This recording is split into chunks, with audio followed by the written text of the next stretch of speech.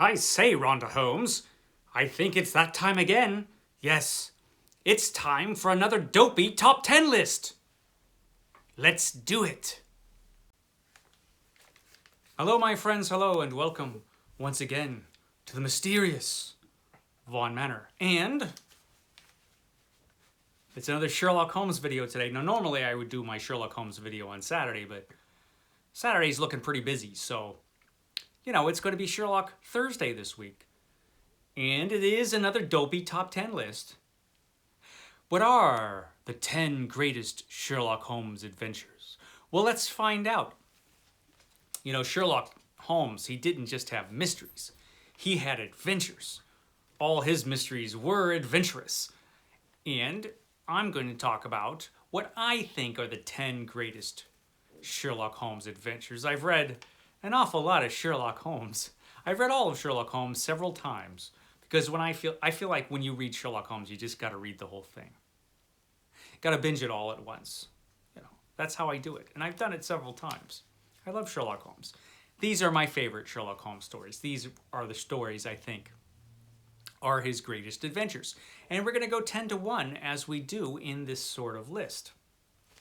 And I won't be giving away too much of the plots of the stories because, it's kind of easy to spoil a short story.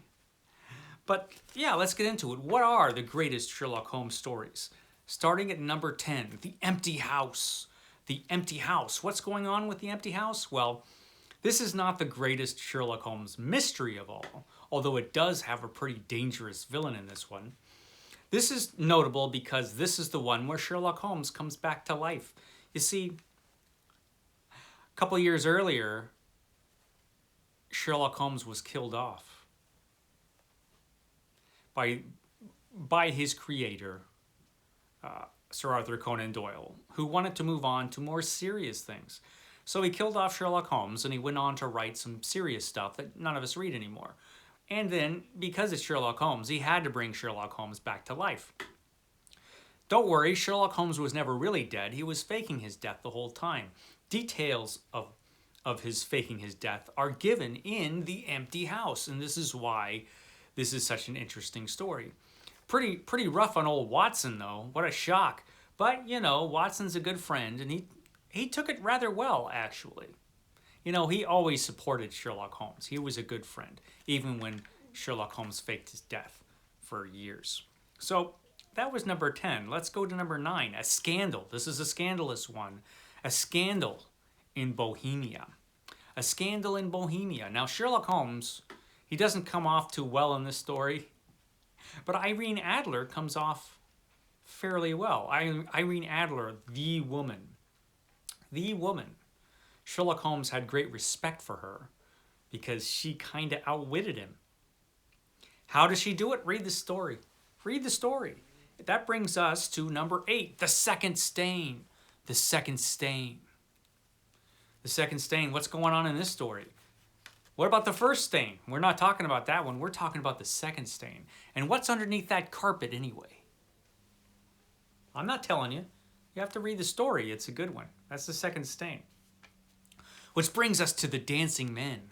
The Dancing Men. What is this strange code that Sherlock Holmes is checking out there? What's the deal with that? Well, we find out, and it's it's kind of a ghastly story, actually. Things don't always go perfectly for Sherlock Holmes' clients. Sometimes things kind of go wrong for them. This might be one of those stories, and what's the deal with this mysterious code? What's it all about?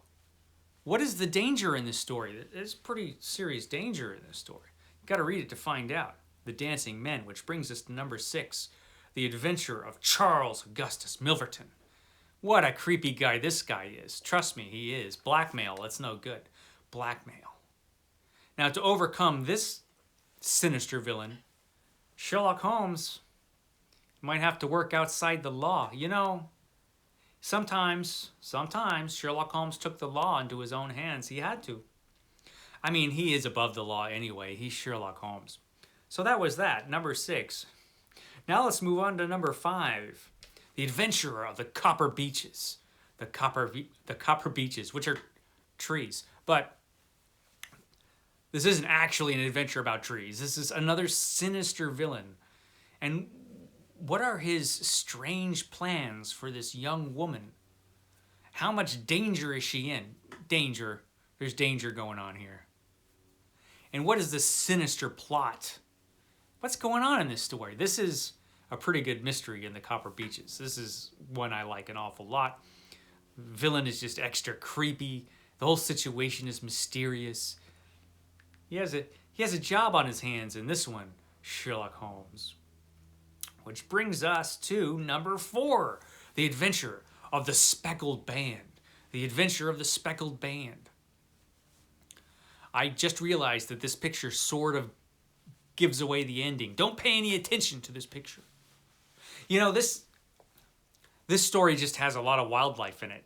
And like a really terrible doctor. Not like Watson, who's a great doctor. This guy's a jerk. And, you know, 2 young women are in great danger in this story.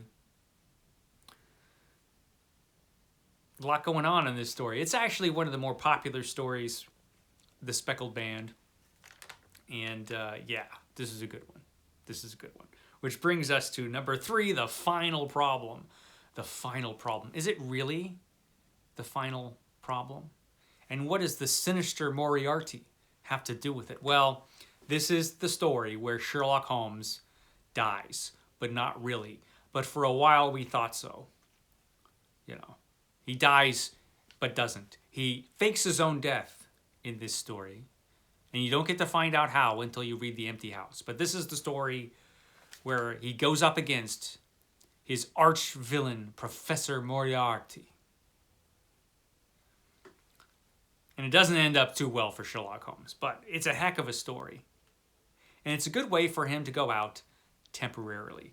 But since this was kind of an ending, let's go to a beginning with number 2 and a study in Scarlet. Yes, the study in Scarlet. This is a really good mystery. And also, this story is the story where Sherlock Holmes meets Watson. It's their origin story, kind of, where they first get together and start solving mysteries together. They're both very young in this story. So it's a great story, A Study in Scarlet. An excellent place to start the first Sherlock Holmes story. This is where they get together, team up, and move into Baker Street. So it's awesome stuff. Which brings us to number 1, which will be no surprise because I've said before that this is the greatest Sherlock Holmes story, but I'll say it again, The Hound of the Baskervilles. The Hound of the Baskervilles. This is a magnificent story, and you should read it. Takes place on the moors.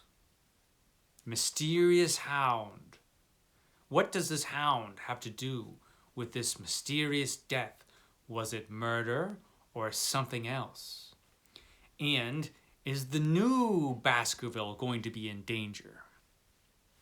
Probably. There's lots of danger in Sherlock Holmes stories, and this is one of them. Great mystery in this. Excellent Sherlock Holmes novel. It's one of the 4 Sherlock Holmes novels. And yeah, it is the best, I think. By a long shot, probably. Now, there are plenty of other Sherlock Holmes stories that I love, and many people who love Sherlock Holmes will have a different list. But this is my list. Let me know what you think. What story did I miss that should be on this list? I'm curious. Let me know. I will catch you next time.